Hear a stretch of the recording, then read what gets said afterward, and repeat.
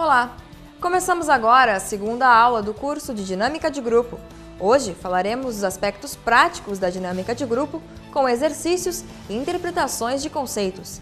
Boa aula!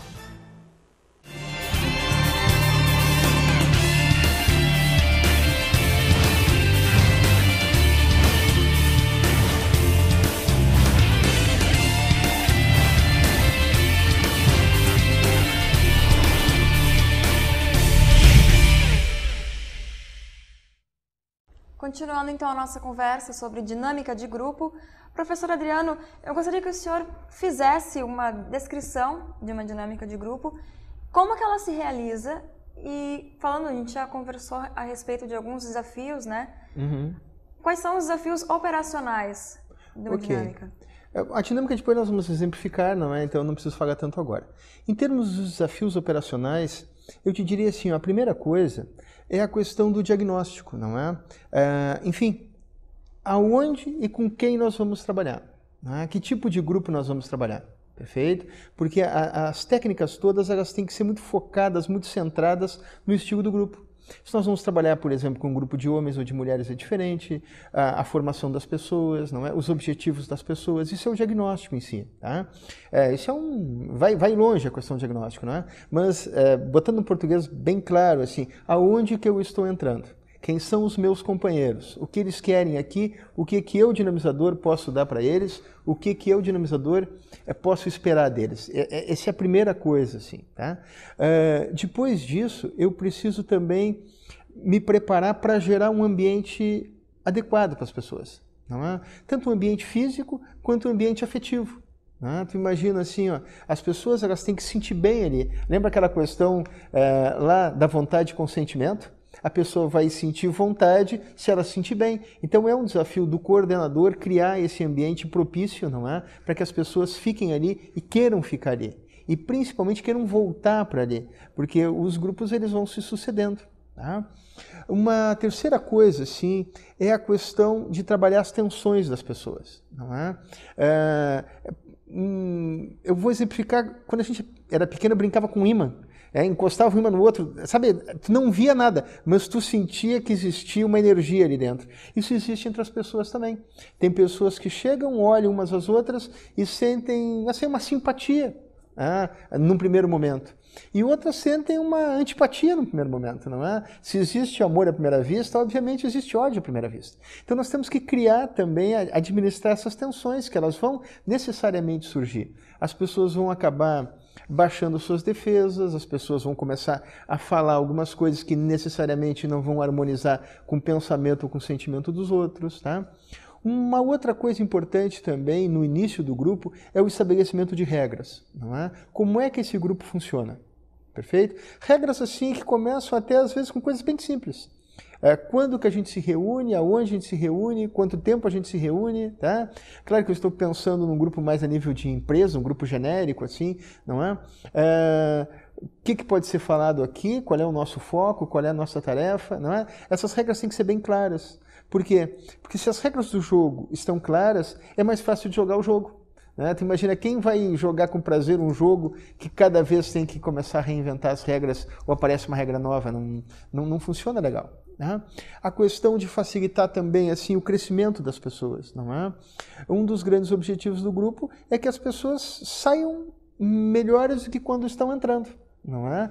Então tem que se trabalhar isso, assim, criar um ambiente de liberdade, de democracia, não é? Onde cada um assuma também a responsabilidade pelos seus atos, pelos seus sentimentos, pelas suas palavras. Então é aquela história assim, não é? A liberdade de um encerra, ou mais ou menos tem limite na liberdade do outro, não é? O que a gente escuta por aí é o bônus e o ônus, não é? Claro que eu posso falar o que eu quiser, mas de qualquer forma, se eu falo o que eu quiser, eu vou acabar também escutando o que os outros querem falar, não é? E isso é um exercício de crescimento, as pessoas têm que saírem melhores daqui de dentro, tá? Essa é uma primeira gama de desafios. A segunda gama de desafios, assim, o segundo grupo de desafios, são algumas barreiras a trabalhar. Né? A primeira delas é das diferenças individuais, percebe? Tu imagina assim, um grupo com 15 pessoas, pegando um grupo pequeno, né? Um grupo de empresa, um grupo de escola, são 15 mundos diferentes. Eu te digo mais, são 15 universos diferentes, não é? Então, assim, nós precisamos estar muito ligados nessas diferenças individuais. Nós não podemos ver o grupo como eles, como uma massa. Na realidade, nós precisamos ver ao mesmo tempo a árvore e a floresta. Cada pessoa individualmente, sim, mas essas pessoas também, todas ligadas, né, dentro do grupo. Precisamos estar ligados à questão dos preconceitos, não é? E quando eu falo preconceitos, eu não estou pensando assim, preconceitos de raça, de ideologia política, não, não. Eu estou pensando, como às vezes se diz, pré-conceitos, conceitos prévios. Todos nós já chegamos num grupo com conceitos prévios, não é?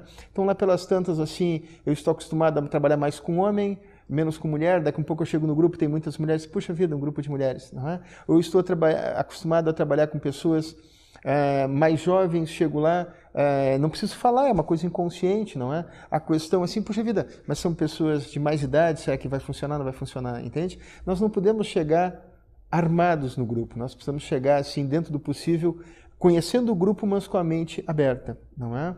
Uma terceira coisa é a questão do egocentrismo. As pessoas, muitas vezes assim, elas se acham o centro do mundo, não é? Todos nós somos importantes, com certeza absoluta, mas nenhum de nós é o centro do mundo, não é? Então, assim, no grupo nós não podemos aceitar, digamos, nós precisamos trabalhar a questão do egocentrismo. Imagina se cada um achar que é o mais importante, não vai funcionar, não é? A dificuldade de mudança. As pessoas têm dentro de si uma resistência à mudança, não é? Normalmente a gente ouve falar que a resistência à mudança é uma coisa ruim. Ela por si só não é uma coisa ruim, não é? A resistência à mudança, ela faz parte do dia a dia das pessoas. Se nós não tivéssemos uma certa resistência à mudança, a nossa vida seria uma loucura, um caos, porque estaríamos constantemente querendo mudar, não é? Então é necessário sim um determinado grau de resistência à mudança. Só que nós precisamos cuidar para que isso não seja um fator de engessamento das pessoas. Elas têm que ter a disponibilidade de mudar, porque senão o grupo não vai gerar nenhum objetivo para elas, né? Não vai responder a nada para elas, tá? A questão assim das dificuldades de escuta, né? Se nós formos olhar hoje, talvez uma das maiores carências das pessoas é que ninguém as escuta, né? Então, todo mundo quer ser escutado. E se nós estamos no grupo, todo mundo querendo ser escutado, tu imagina, vai todo mundo falar ao mesmo tempo, né? Um não vai escutar o outro, então nós vamos ter vários monólogos frente a frente. Também não vai funcionar. Isso é um desafio do coordenador, trabalhar essa questão assim, não é? Uma outra dificuldade é a dificuldade de expressão em si. Muitas vezes as pessoas, elas querem dizer alguma coisa, mas elas não conseguem transformar em palavras aquilo ali, não é? E então nós precisamos franquear esse espaço. Daqui a um pouco tem uma pessoa mais falante, uma mais tímida, essa mais tímida não consegue abrir um espaço para começar a falar, então nós precisamos resguardar esse espaço, pelo menos durante algum tempo, não é? Isso é um desafio importante também. E o último desafio, assim, desses iniciais importantes, é a tendência das pessoas a se defenderem, não é? Há pessoas que mesmo antes da gente expor alguma coisa já estão respondendo, não é? Parece uma brincadeira, mas assim, fulano, não fiz nada, não é? Então, assim, poxa, o grupo, obviamente, não é um tribunal, então ninguém precisa se defender porque ninguém está acusando ninguém, não é? Se isso aparecer, precisa ser trabalhado também. Essa é a segunda grande gama, assim, de atividades a serem trabalhadas. E o terceiro desafio são situações a serem evitadas. É a questão assim, ó, de manipulação e armadilhas, perfeito? Na realidade, as pessoas não gostam assim de pega-ratão, né? Principalmente se a gente acaba sendo o pegado. Tá? E muitas vezes, alguma dinâmica, alguma situação, nós vamos expor as pessoas. Tá? E se isso é feito de uma forma grosseira ou pouco ética, nós podemos estar perdendo o grupo na realidade. Até porque as pessoas vão se irmanar. Agora todo mundo ri porque é um outro. Mas todo mundo fica pensando, puxa vida, daqui a pouco sou eu, vai dar rolo. Né? Atitudes de superioridade ou atitudes dogmáticas do coordenador devem ser evitadas também. Né? Na realidade, assim, o coordenador até ele pode, tecnicamente, estar mais preparado que as pessoas que estão participando, eu concordo com isso. Mas, na realidade, ninguém é dono da verdade. Não é? Então, assim, nós não podemos imaginar que a gente sabe mais, ou principalmente que a gente é mais que as pessoas que estão no grupo, não é? Na realidade, o grupo, como diz, é o grupo. Todos estão na mesma situação. O coordenador ele tem um papel diferente, mas ele não é melhor nem pior que ninguém. Então, ele tem que cuidar isso aí, não é? Falta de transparência, perfeito? É uma situação muito ruim, assim, quando há falta de transparência, não é? A falta de transparência aqui, para ser bem direto, assim, é a mentira. Ninguém gosta de ser enrolado. Não é? Tu imagina, a pessoa pode perder a naturalidade fazendo isso e principalmente aquele que se viu enganado provavelmente vai se fechar e não vai querer mais participar, ou pelo menos não vai participar de uma forma tão ok assim, não é? Outra coisa é a questão de sentimentos depressivos, sentimentos negativos, não é? Tu imagina assim, ó, quem é que gosta de escutar alguém se queixando? Tá? Principalmente se é o coordenador do grupo. Só para a gente criar um exemplo, assim, ó, tem ali o participante A, que ele está se queixando, trazendo uma situação negativa, trazendo um problema. Tu imagina esse coordenador diz assim, pá, e eu então? Bom, acabou o grupo, não é? Não, acabou. Não tem, o coordenador não tem esse direito. Claro que ele, como ser humano, ele tem todo o direito de não estar bem, etc, etc, mas ele não pode, assim, exteriorizar isso de tal maneira que vai sabotar o grupo, não é? A questão do tempo, a má utilização do tempo, perfeito? Nós temos que ter um controle muito grande sobre isso, principalmente assim porque as pessoas hoje, por um lado, têm as suas agendas bem cheias, não é? Vamos pensar um grupo numa escola, um grupo numa empresa, né? Tu imagina assim, as pessoas saem das suas atividades normais e vão ali para o grupo, mas a agenda delas continua. Elas podem ter bloqueado a agenda durante 1 hora, 2 horas, 3 horas, mas vai continuar, não é? Então nós temos que usar da melhor maneira possível o tempo. Aquelas pessoas que são muito prolixas, precisamos de uma forma técnica, claro, cuidar para que elas sejam ricas, que elas não sejam tolhidas, mas que elas não exagerem, que elas sejam mais objetivas, não é? Claro que também o inverso é verdadeiro. Às vezes nós temos pessoas que falam menos, elas têm que ser mais estimuladas, não é? Uma outra coisa é a questão do julgamento. Né? As pessoas não estão ali para ser julgadas, muito menos para ser aconselhadas, não é? Eu sempre brinco com meus alunos, eu digo assim, um profissional não dá conselho, um profissional vende consultoria, não é? Então, assim, conselho é uma situação legal, de amigos, etc, etc, mas eu estou usando aqui consultoria como uma antítese de conselho, nós não estamos ali para dar conselho. Eu se fosse tu, isso aí não, ou essa acepção não pode. E a última coisa, assim, que eu deixei por último, que para mim é a mais terrível, é a indiferença, não é? Que é as pessoas nos contarem alguma coisa e a gente não está escutando na realidade aquilo ali, não está dando valor, não está dando peso para aquilo que a pessoa está trazendo.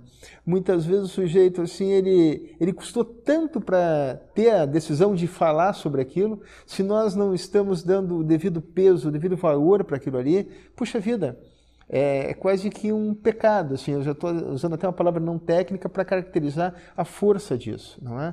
A gente sabe, só para ilustrar, é o último tópico, assim, a questão, às vezes, até numa briga. Tu imagina, às vezes, a gente bate boca com um amigo, bate boca de casal e tal, se o outro fica quieto, é o pior, assim, ele diz alguma coisa, na verdade, xinga, mas fala alguma coisa, porque o diálogo continua, a indiferença, então, é como se o outro tivesse morto, ela não pode acontecer. Certo, professor. Bom, a dinâmica de grupo possibilita maior envolvimento entre os participantes em um processo de crescimento e aprendizagem. Os exercícios que vamos ver em seguida têm o objetivo de provocar a imaginação e a criatividade nos participantes.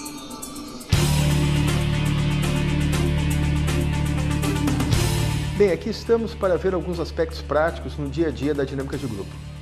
O primeiro grau a ser vencido nessa atividade é o de organizar o grupo no espaço. Assim, sempre o mais adequado é colocar o pessoal em círculo. Como eu costumo dizer, o círculo é uma espécie de figura mágica. Está praticamente no inconsciente coletivo das pessoas. A gente faz um círculo para brincar sentado no chão quando é criança, a gente faz uma rodinha de futebol, uma rodinha de música, de cafezinho.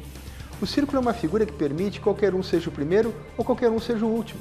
No círculo todos se enxergam, ninguém fica na frente, ninguém fica atrás de ninguém. Uma sugestão além disso, sempre deixe o número de cadeiras exatos, ou o mais exato possível para o grupo que vai começar. Isso dá uma ideia de totalidade. Deixa à mão uma que outra cadeira para quem chegar depois.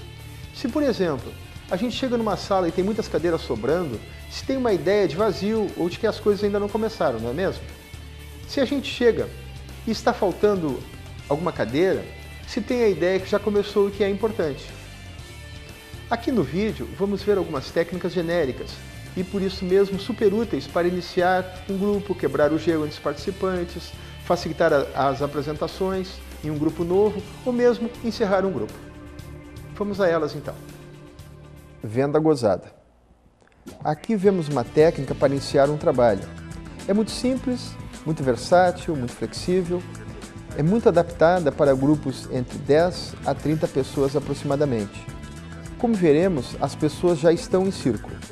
Distribui-se papel e caneta, o dinamizador fala como as pessoas guardam coisas desnecessárias em casa e pede que cada um escreva um item que não usa mais em casa. Motiva que cada um escreva 3 a 4 motivos do porquê o item está desativado e solicita um preço simbólico. Depois, aí vem a mobilização. Solicita que cada um descubra o nome do colega à direita ou à esquerda, tanto faz. Pede-se então que troquem o nome do objeto pelo do colega e informem ao grupo. Bom, lá em casa eu tenho uma, muito antiga, eu tenho a Vanessa, com os pés quebrados. Ela é muito pesada, e a gente transportar ela. Então a gente fala em R$50. Lá em casa eu tenho o Rogério, questão de higiene não é muito boa. Me lembra da última empresa. Como vemos, há uma grande troca de energia e uma aproximação quase imediata dos participantes. Tem a Nayara, ela é velha, ela ficou jogada há muito tempo no quartinho e não foi usada durante muito tempo. O valor dela é R$50. Bom, eu estou com a Débora há 20 anos e está furada, rasgada, mas usei muito e não consigo me desfazer dela por menos de R$100. Mãos amarradas. Aqui também vemos uma técnica simples e potente para iniciar um trabalho. Pode ser utilizada como uma técnica inicial ou como uma ferramenta para reiniciar o grupo depois de um intervalo. O tamanho do grupo pode ser de umas 60 pessoas mais ou menos. Forma-se um grupo com as pessoas em pé, distribui-se um pedaço de barbante com mais ou menos 1 metro de comprimento, os membros amarram as mãos uns dos outros, o coordenador amarra a mão do último, se for necessário. Todos fecham os olhos, o coordenador põe uma caixa de bis no meio da roda.